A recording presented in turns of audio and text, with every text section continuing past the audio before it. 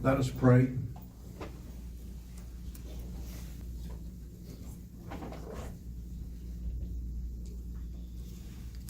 As we study from Acts 17, may your word speak to our minds and hearts. May it provide us the need that we have to worship and serve you. Amen. Before we go to the text, let's remember that Paul experienced a conversion experience. He was a persecutor of Christians, had an experience on the Damascus Road where he was converted to Christ. After his conversion, he became an apostle, and he traveled from city to city, planting congregations. He was very wise in the cities that he went to preach the gospel and to start a congregation. If you look at those various cities, you will see that they were strategically located. One of those cities was the city of Athens. Athens was the chief city of what is now modern Greece. Its name was derived from the goddess Athena.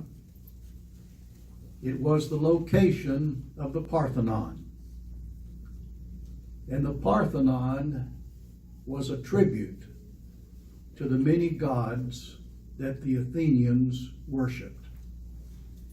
As you know, we have a Parthenon in Nashville. It was built by a Confederate veteran in 1897 as a part of the Tennessee Centennial celebration. Did any of you see that 1 hour this week on NBC about Nashville? Some of you saw, if you saw that, raise your hand. Several of you saw that. And did you notice that most all of it was the Today Show people who came here and did this 1 hour on Nashville, right? And I didn't get to see the last few minutes, but most all of it was about where we eat, Yeah. what we drink, where we sing. We were just portrayed as a city that was always having a good time. But did you notice that nothing was said about the Parthenon? Nor the Skirmahorn. Nor the Skirmahorn, nor our colleges and universities, or our churches. It was all about our eating and drinking and frolicking. Yes. I think Nashville has the nickname of Athens of the South. That's true. That's right. Well, I was coming to that. No. We were at one time referred to as the Athens of the South with a wide vernacular. Now we're the Music City. But I can remember when I came to Nashville to Divinity School in 1961, it was just a common reference that we were the Athens of the South. Also, Athens had a democratic form of government. Some scholars believe that our understanding of democracy had its seedbed in the city of Athens. Athens had a large marketplace, a public square. It was the center of Greek cultural life. People would come to the marketplace for philosophical discussion, for debate, for fellowship, to sing, to celebrate, and to be with one another. Athens was also a place where people worshiped many idols. Acts 17:22 says, the people in Athens were very religious in every day. The city was flooded with idols. There was even an altar in the marketplace to an unknown god. The people in Athens had an impulse to worship. They did not always worship the God of Jesus, but they had an impulse to worship. Therefore, they created many idols for their worship. But we also have an impulse to worship. The impulse to worship is a God-given impulse. When I was the pastor here, I would sit in that chair where Davis sits now, just kind of behind the pulpit, which reminds me that our pulpit has a great symbolic value. It is built like the bow of a ship, symbolizing the carrying of the gospel to many parts of the world. I think it's a wonderful symbol for our pulpit. Joe, may I interrupt? Please do. Several months ago, Merrill Rose Elkins and I made a video about the symbolism in the sanctuary. Mm-hmm. And I thought this morning as I was reading the lesson, I should probably send that link out Yes, to please the do. class. It's kind of long, it lasts 22 minutes. That's not long for this crowd. Anyway, many of you I've given the tour for, but others who haven't may want to see it. So I'll send a link out for that. She's saying she has a link that she and Merle Elkins did about all the symbolisms in our sanctuary, and she'd like to send that link out, and it takes about 22 minutes to, if you've never really studied the symbolism in our sanctuary, it's worth studying, because there's some very meaningful, symbolic pieces in our sanctuary. Well, as I would sit in that chair on Sunday morning, I could look out across the congregation. And as I looked out across the congregation on Sunday mornings, I would see many different people. Now, I also knew where most of you sit every Sunday morning, and I could tell if you were there or not. So if you were not there, but you saw me in Kroger the next week and said, I enjoyed the sermon.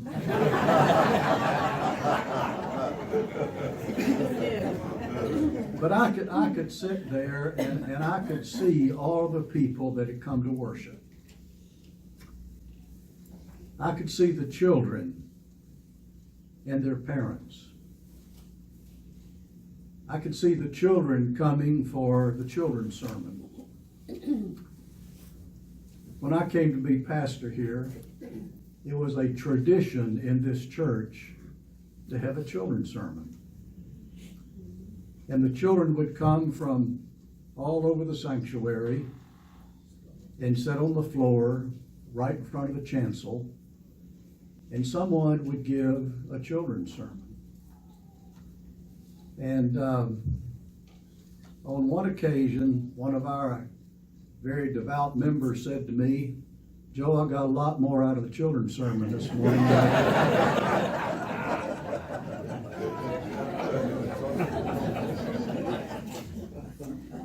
Well, I don't know what happened to that part of worship, but I feel like it's an important part of worship to have the children to feel included and affirmed, and to speak the language of the faith in ways that they can understand.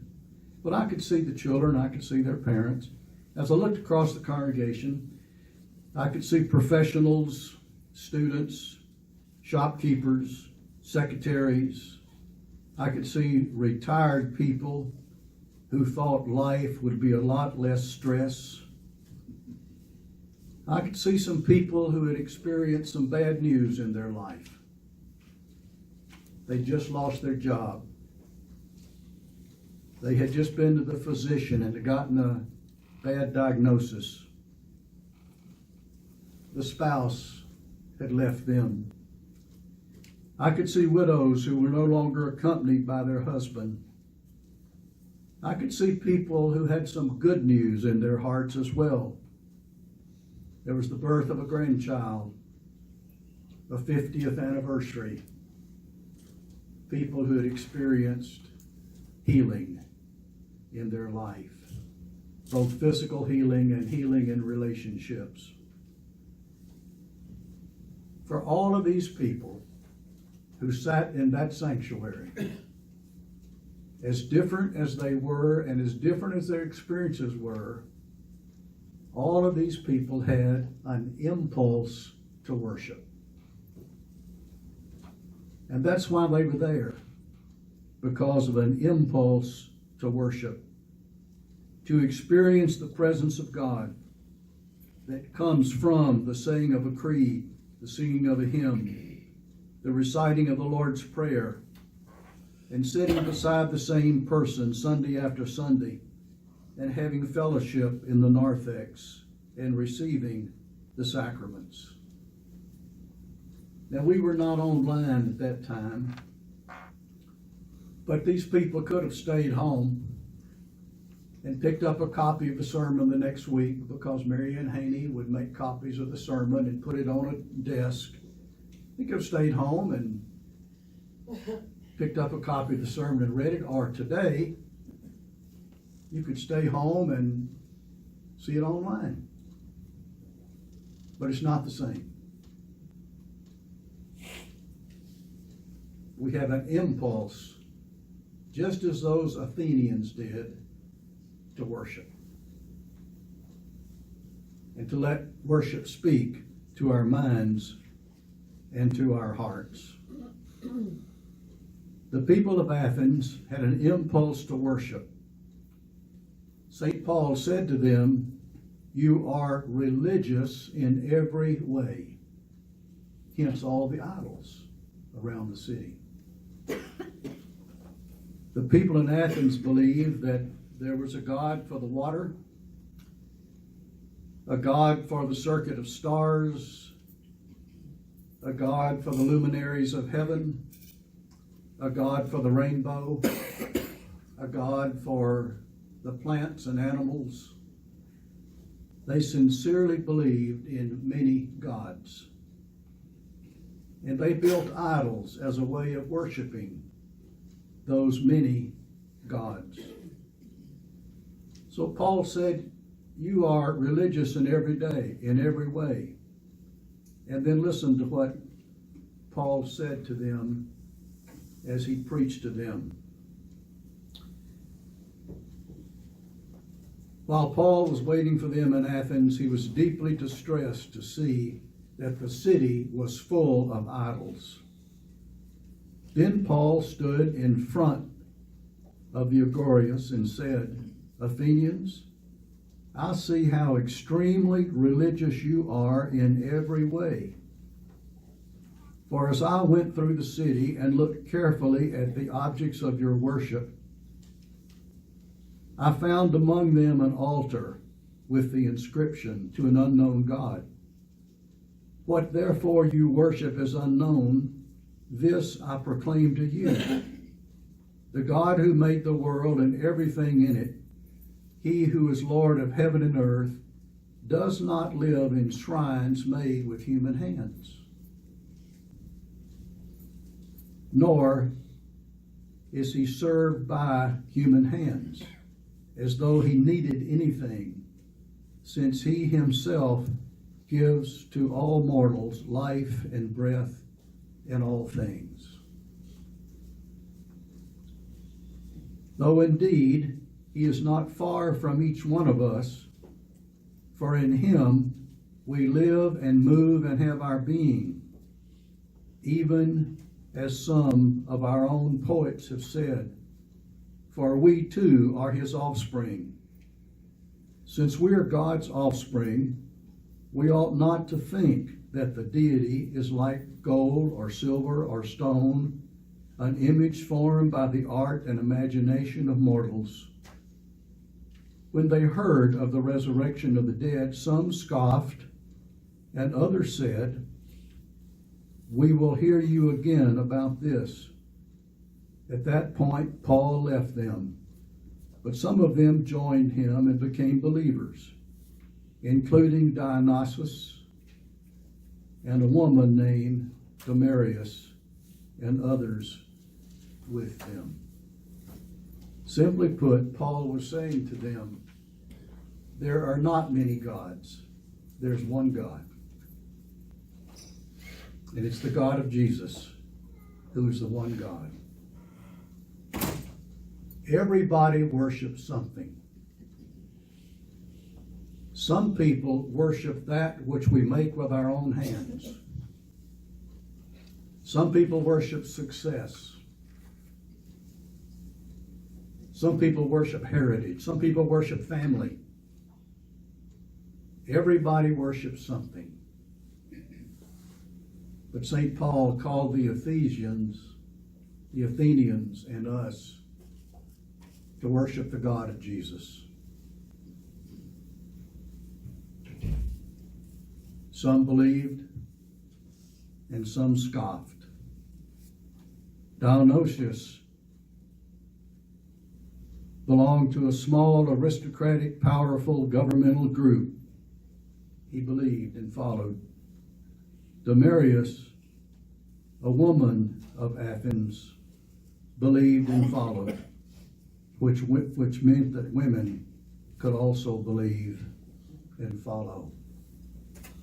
So the take home in this lesson is that we all have an impulse to worship. It is whom we worship, not what we worship, that ultimately matters.